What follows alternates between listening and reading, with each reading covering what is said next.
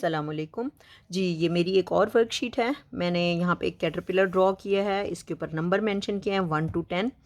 और अब इसके साथ मैंने ये नंबर्स वाले छोटे छोटे राउंड शेप में कार्ड बना लिए हैं छोटे छोटे। और अब मैं ये एक्टिविटी करने लगी हूँ। इस पर हम बच्चे को रिकग्नाइज करवाएंगे नंबर 1, और इसके ऊपर फिर हम रखेंगे नंबर 1 वाला कार्ड, सेम नंबर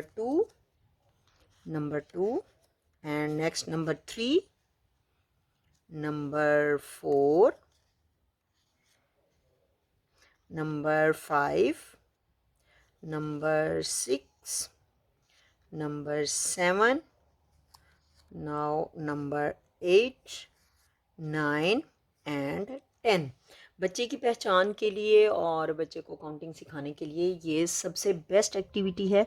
इस तरीके से वर्कशीट आप घर पे भी तैयार कर सकते हैं और अपने स्कूल लेवल पे भी बच्चों को करवा सकते हैं, और स्कूल में भी ये आप इस तरह का मटेरियल तैयार कर सकते हैं। मोंटेसरी लेवल पे ये एक्टिविटीज़ बहुत मुफीद हैं। हम अपने स्कूल में भी बच्चों को ये करवाते हैं, और उम्मीद है कि आपको ये मेरी वीडियोज़ पसंद आएंगी। उम्मीद है कि आपको ये मेरा काम बहुत अच्छा लगेगा।